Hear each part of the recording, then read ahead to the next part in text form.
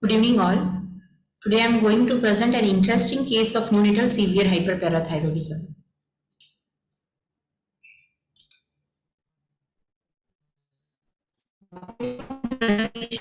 Discussion for short discussion about neonatal severe hyperparathyroidism. 60-year-old male term baby to ER. Baby was outborn with history of poor feeding and lethargy since day of life 5. Which was increased during last 3 days just before presentation. Birth weight was being 2.96 and admission weight of 2.6. On presentation, baby was lethargic, gasping was present, bradycardia desaturations were finding, airway secured and initial stabilization done. Initial sugar was 69.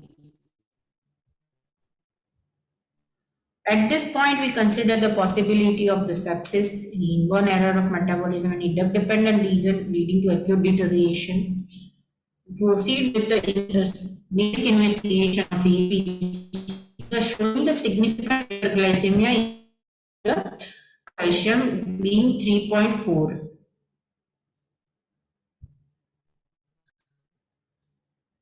There was a significant hypercalcemia.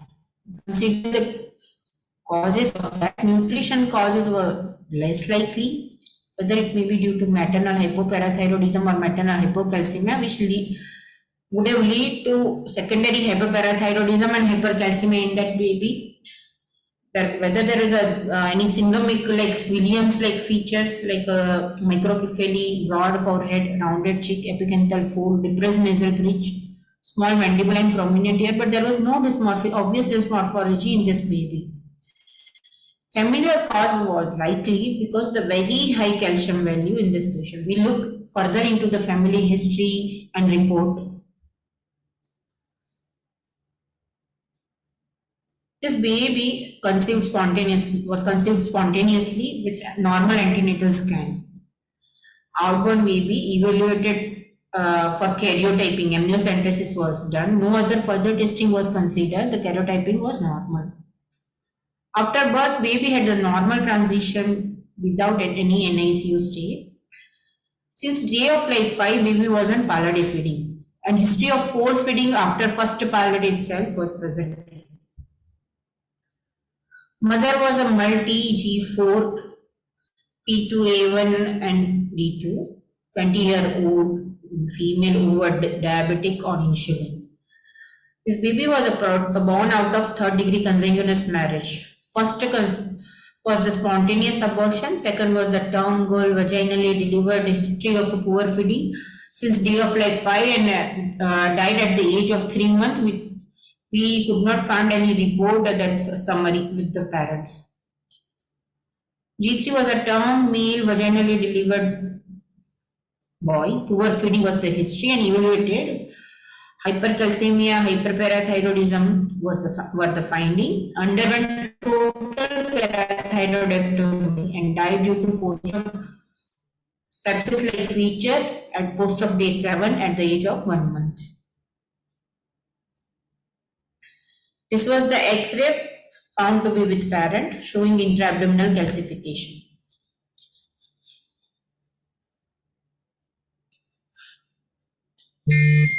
We put the pedigree found to be significant with third degree consanguinity. Consanguinity is there and the significant family history was also there.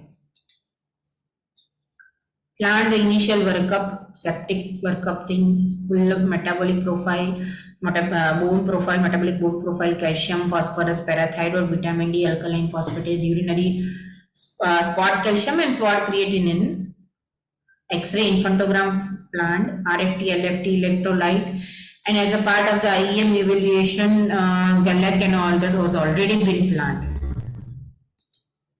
Genetic thing into consideration.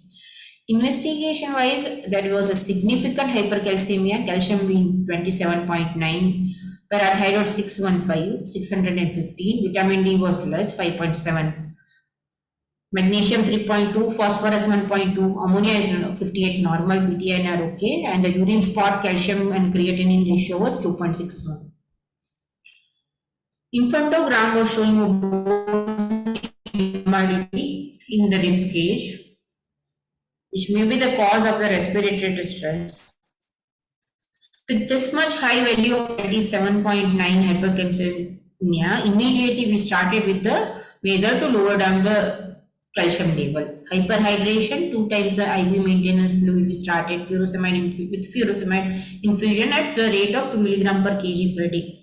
Calcitonin was started at 10 international unit every 8th hour is subcutaneous. Palmitonate we had to consider 2 milligram per kg every 6 hours acute measure. After all this also, we were at the calcium value of 20. So peritoneal dialysis we had to work. Correction of hypocalcemia was done acute correction 0.3 milliculan per kg and then started on maintenance. Hypophosphatemia was the issue. Given the 1.3 millimole per kg of elemental phosphorus and started on 40 milligram per kg per dose every 8th hour day. Sinacalcet we had to try after 24 hour of admission, that was a 30 milligram per meter square per day dose, 30 milligram tablet 1/4 PD we started and titrated also. Hypovitaminosis D, so started on 800 international unit. In view of some familial cause, we have evaluated the calcium of mother and father. Calcium profile of the mother and father was normal. After initial discussion with the parents and some logistic issues, ultimately the clinical exome sequence is sent for the baby. Ultrasound gave normal, 2D was bilateral ventricular function was normal, intact IVS and tiny PFO left to right was the finding. So this is the thing of graph over the time of the calcium. Calcitonin we have given for 3 days and stopped. And Sinacals we have stopped and restarted after some day and again stop at 23. And we were keeping the thing in mind that if it's coming more than 9.5 value of the calcium, we would start again. Baby was discharged at day 26 with the potassium vitamin D supplementation and was on close follow-up. In follow-up, calciums were 8.5, 8.6 and 15.3. At the time, we had to consider the readmission. These are the things on the event on the first admission. Here, hyperhydration and calcitonin, palmitonate added, as we already discussed. Sinacal started here. We stop all this thing as we got the value down with 10, and then after peritoneal dialysis and all the thing, we got the calcium value low 7.7. Stop all the medication and vitamin D alone we consider. We just around the second admission, we got the clinical exome report. That was a CASR plus mutation at exon 5. Related to the disease, neonatal severe hyperparathyroidism. And inheritance was autosomal recessive, that was a pathogenic mutation and homozygous zygosity. Second admission, initial investigation, PTH was 685, vitamin D 19.9, calcium 15.2. And urine spot calcium and create ratio 19.1:4. Again, we started the acute measure to come down on calcitonin. That is 30 international unit every 8 hourly. Sinacal 4 to 7.5 milligram per kg per dose BD we have titrated. Hyperhydration, furosemide and palmitonate we had to give 2 times in the second course of admission. So multidisciplinary team meet done involving PICU team, pediatric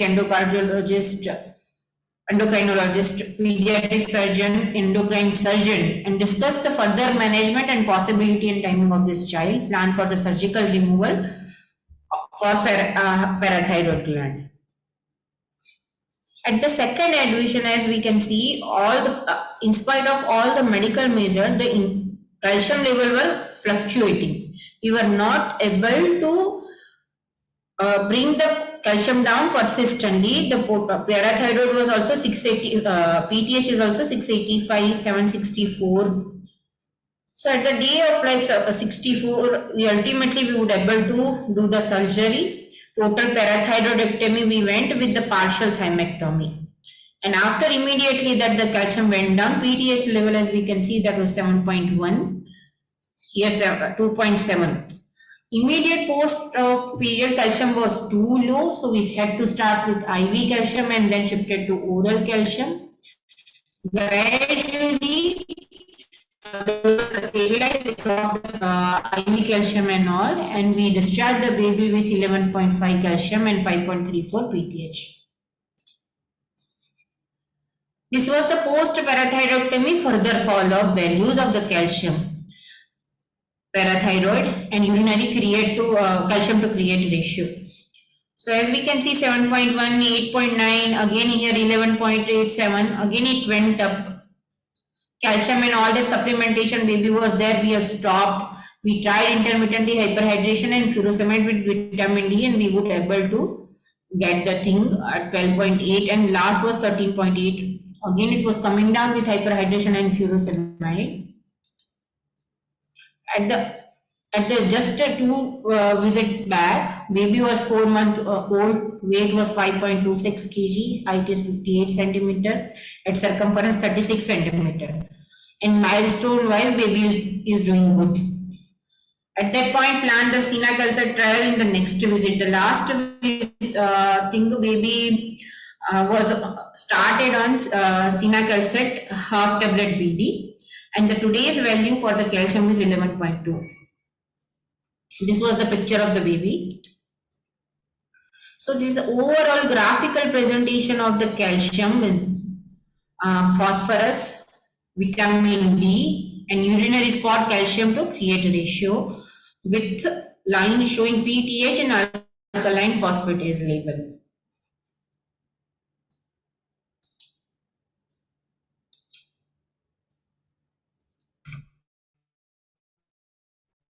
Now, few things.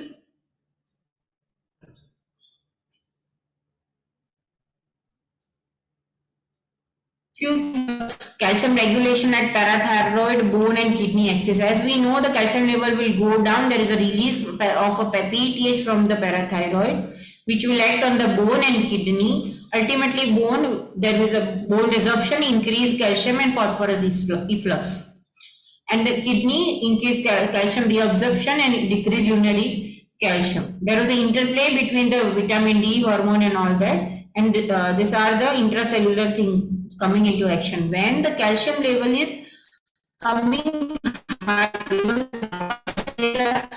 receptor will come into the action and it will monitor the calcium level.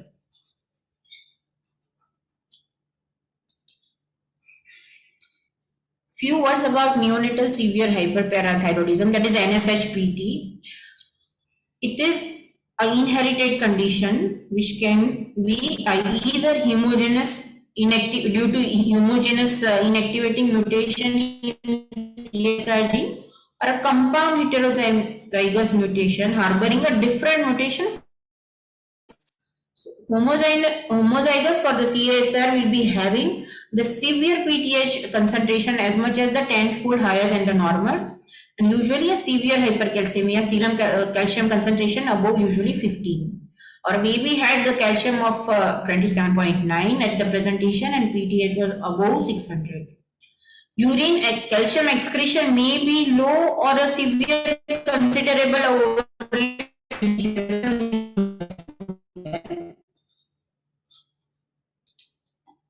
Symptom wise, due to hypercalcemia, poor feeding is a common thing, polyuria, dehydration, lethargy, failure to thrive, hypotonia, gastrointestinal dysmotility, osteopenia, and symptom of respiratory distress due to poorly developed chest cage, as we have faced in our baby also.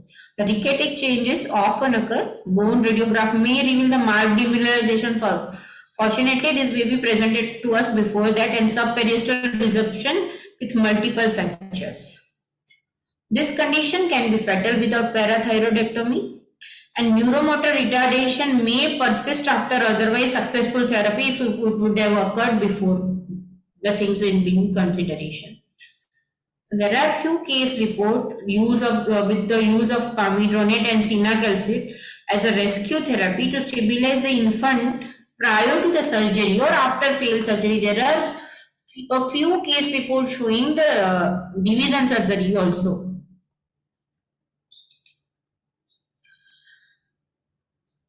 What are the challenges in diagnosis, treatment, and follow-up? What all are the things coming into the way while treating this difficult case? So persistent, in case of the persistent hypercalcemia, even after removing the all the parathyroid, so whether it be a ectopic parathyroid, that time a detectable PTH will be there. 7% of the population, sorry, 7% of the population can have more than 4 parathyroid gland, and we consider at point role of the radionucleotide scintigraphy also, but the high positive false negative result can be the thing, and we got the genetic report meanwhile. Other cause of the persistent hypercalcemia is a CASR inactivity mutation at the renal tubule, which can lead to the hypocalciuria.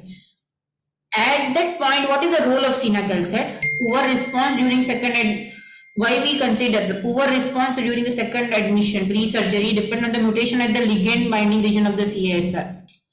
The need for the in vitro study is of the CASR mutation.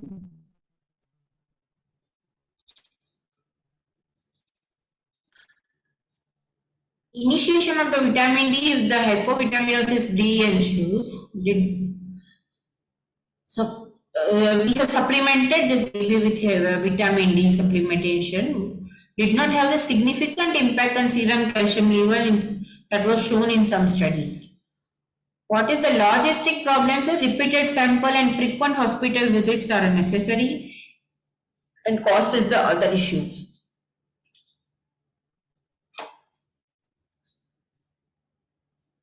Role of the sinacalcid. It's a calcium sensing receptor modulator that functions as a calcium mimetic. It modulates the CASR by sensitizing it to activating by calcium, such that the PTH secretion is reduced and thereby effectively lowering the serum calcium concentration. Calcium mimetic it is and may prove useful in the treatment of the severe form as well as in the milder form, which is familial hypocalciuric hypercalcemia. The recommended dose is 30 milligram per meter per day that we have applied since the first admission. What can be the role of pamidronate? It's an inorganic pyrophosphate analog. It inhibits the phenycyl pyrophosphate synthetase and causes the apoptosis of osteoclast. So this is causing the apoptosis, modulate the signaling from osteoblast to osteoclast, and it is concentrated in the newly mineralizing bone and under the osteoclast.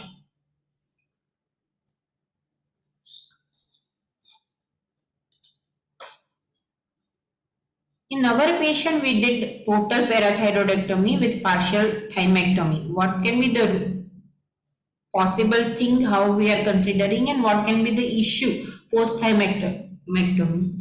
In view of the theoretical evidence of the supranumerary parathyroid gland, maybe during the thymus, we have removed the upper 2/3 of the thymus.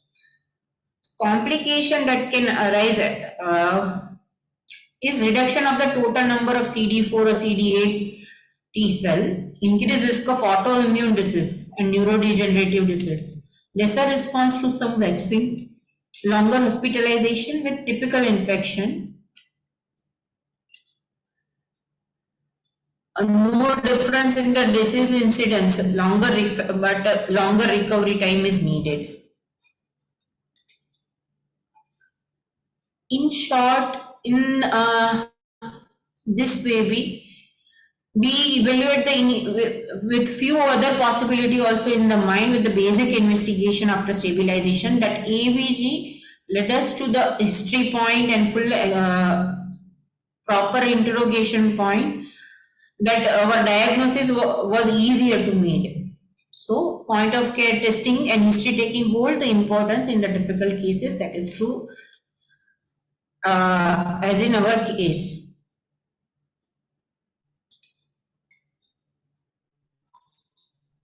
Thank you.